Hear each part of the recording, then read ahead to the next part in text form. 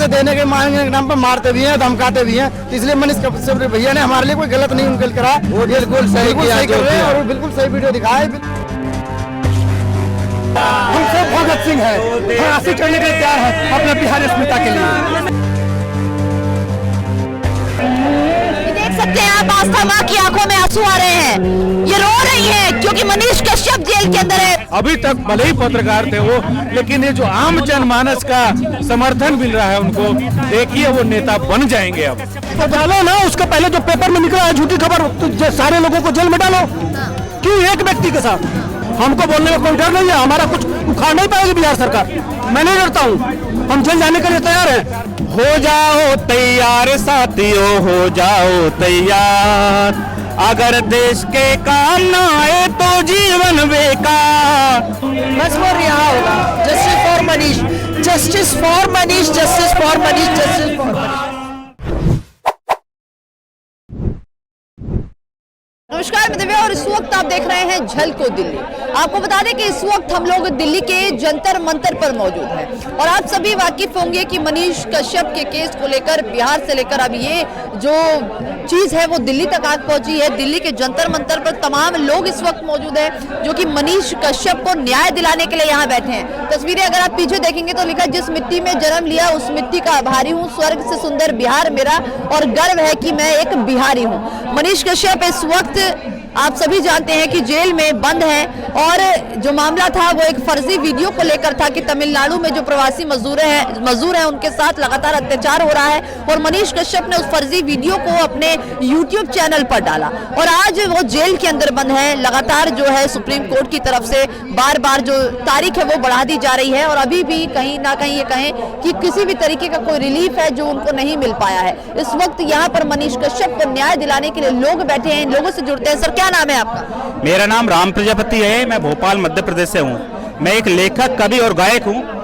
देश का मान सम्मान, गरीबों की आवाज, किसानों की आवाज और आम जनता की आवाज हमारे मनीष कश्यप, आज बिहार सरकार ने उनके साथ घोर अपमान किया है। उनको आपने जेल में डालकर क्या किया है? आपने केवल मनीष कश्यप का अपमान नहीं किया बल्कि करोड़ों हिंदुस्तानियों का अपमान किया है। उसने क्या गलत किया था भाई? उसने केवल गरीबों की आवाज उठाई थी ना। उसने केवल ऐसे लोगों की आवाज उठाई थी जो कि बिहारी लोग, बिहारी भाई हमारे बाहर नौकरी करते हैं, काम करते हैं, उनके साथ कुछ अन्याय होता, कुछ केवल उसने ट्वीट किया था।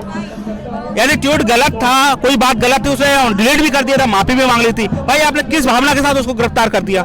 उसने कोई चोरी की, उसने कोई देश के प्रति गलत काम किया, तो आपने केवल राजनीतिक बदले की भावना से उसके खिलाफ भी कार्रवाई की।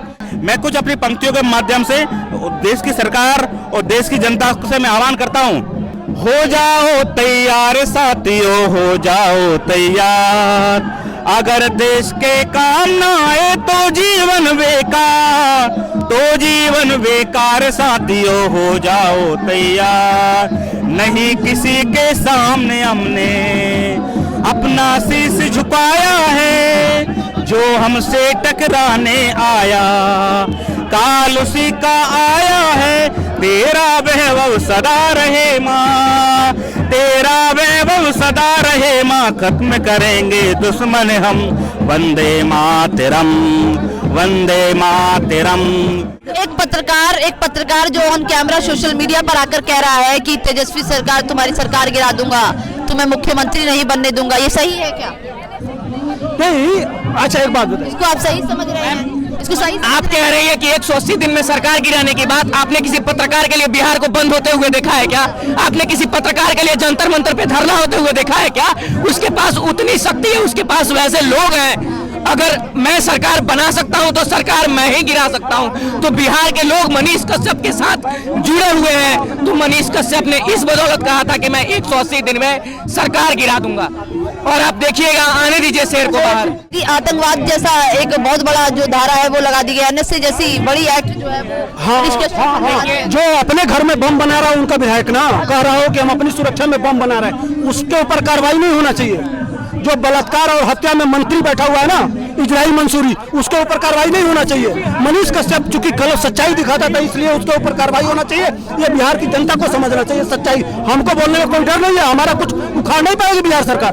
मैं नहीं डरता हूँ, हम जेल जाने के लिए तैयार हैं। लिखवाओ मुकदमा जितना लिखवाना हो, सारे पूरे बिहार के लोगों को जेल भरो, आंदोलन करेंगे, सबको भर दो, तुम्हारे में दम हो तो।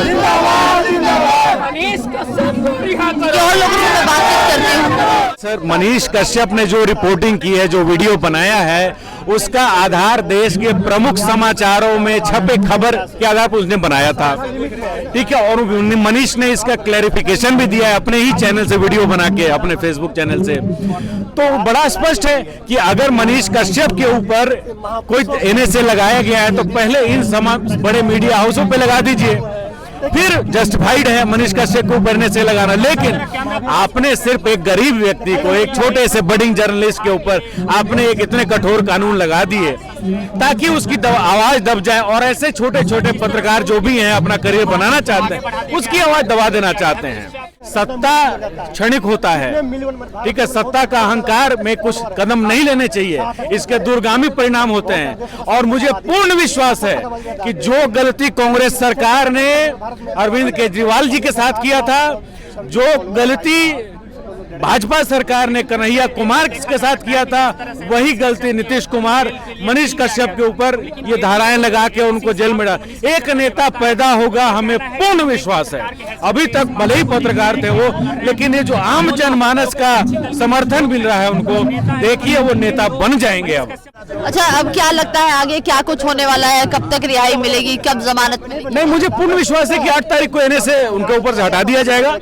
और जहां केस ट्रांसफर की बात, तो वो भी बिहार में सुप्रीम कोर्ट को कर देना चाहिए। मुकदमा होना चाहिए न्याय दिलाने के लिए। अगर कोई कानून विरोधी काम करता है, कार्रवाई होनी चाहिए। कानून का दुरुपयोग किसी को प्रताड़ित करने के लिए नहीं होना चाहिए। ये राजनीतिक वेंडेटा के जो है ना, वो राजनीतिक पर मकसद साधने के लिए कानून का दुरुपयोग नहीं होना चाहिए। देखा जा रहा है कि मनीष कश्यप हमेशा विवादों में रहे हैं। शुरुआत से भी देखा गया है, महात्मा गांधी के ऊपर भी उन्होंने अपशब्द का इस्तेमाल किया था। मैंने नहीं सुना। आपने नहीं सुना है? नहीं सुना। अच्छा, ये भी बताया जा रहा है स्कूल में भी हेडमास्टर को मारने का भी ऊपर आरोप लगा हुआ है। हम पे भी कोई केस कर सकता है ना, हम पे भी कोई केस कर सकता है। हम दिल्ली में बैठे, हमारे पटना में हम केस कर सकता है। पूरा सिस्टम में होते रहता है।